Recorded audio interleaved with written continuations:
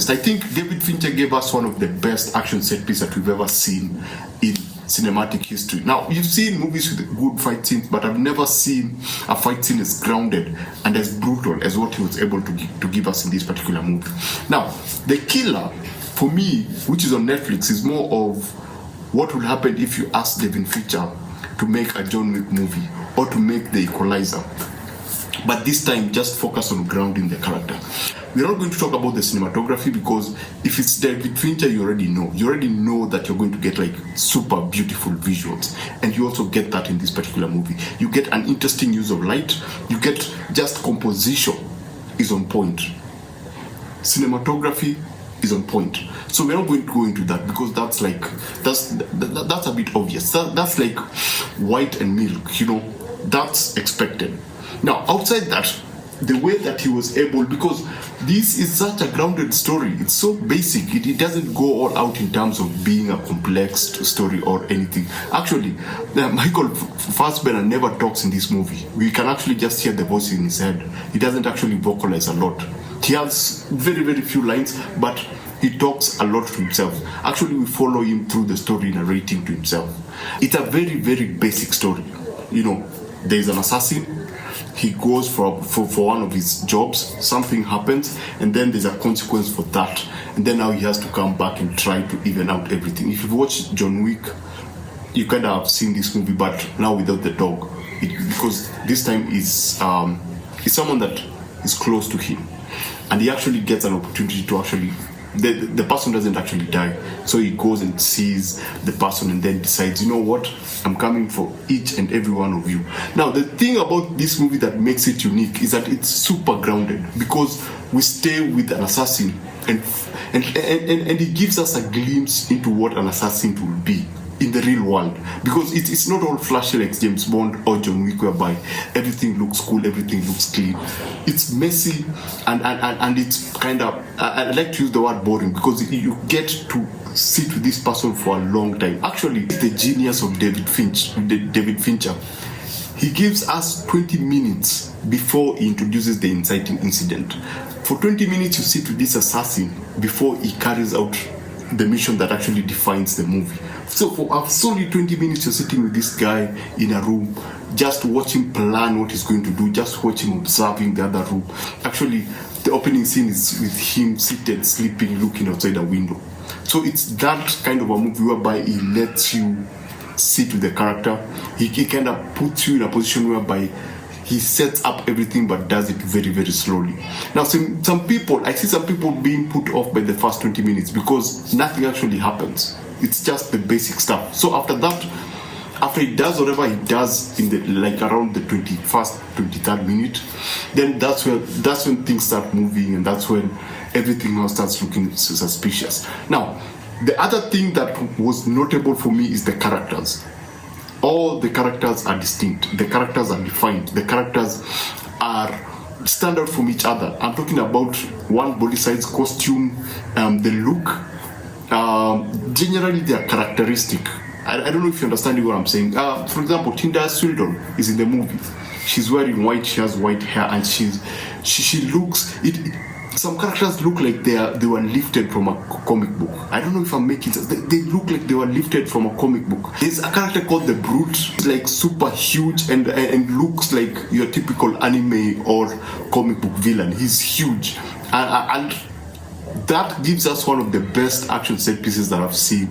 It's heavy hitting, it's brutal, it's short, but it's one of the most satisfying, and the satisfaction came from the use of sound. The way in an action movie you'll have a song playing in the background to make everything feel a bit exciting. They don't have that here. So what you have here is the sound of the chaos, them pushing each other through the wall. And then the Brute, his soundtrack is more of a giant. He feels like a Hulk. He's shot like a Hulk, and when he steps, you get that, and then the camera kind of shakes. So they make this Brute character look larger than life. Actually, they make Michael Fassbender's character look smaller. So when they're fighting, you're like, there's no way he can take out this character. And true to that, he takes a bit of time to get rid of this character. They actually take a bit of time just fighting, and there are some really, really super brutal scenes. I mean, a person being thrown into a wardrobe, a person being thrown through a door. You know, there are some punches. There's one scene that a table falls, and then that character falls on one of the table legs, and so it just like pierces a part of his body, and then he pulls out a piece of wood, and it's just blood. Wow, that was kind of cool.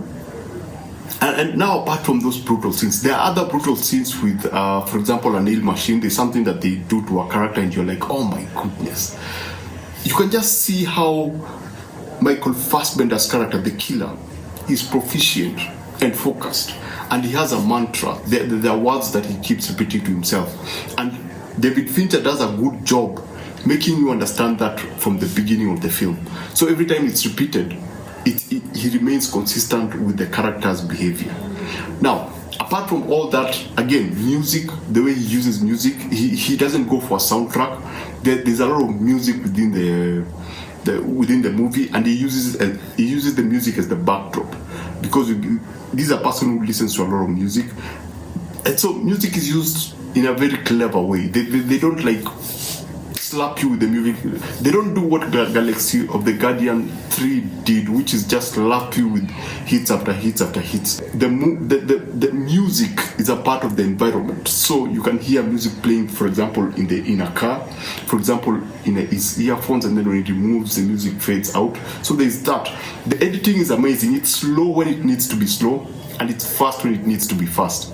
And the other thing is that I'm not a dog person, I'm a cat person. But there's a particular scene with the brute that you think something happens to the dog, and then you realize the dog actually that thing never happened. And so you get him more afraid of the dog than actually the brute himself. So this is a very good movie. I don't understand how it's on Netflix. This falls in line with a cinematic experience. I think David Fincher was going for a much more cinematic experience. This is so good that I thought it would be a good idea for the James Bond franchise. Apart from Casino Royale, this is one of the best one-man army kind of movie that I've seen that is closely to Bond, because Bond is more of spy and espionage.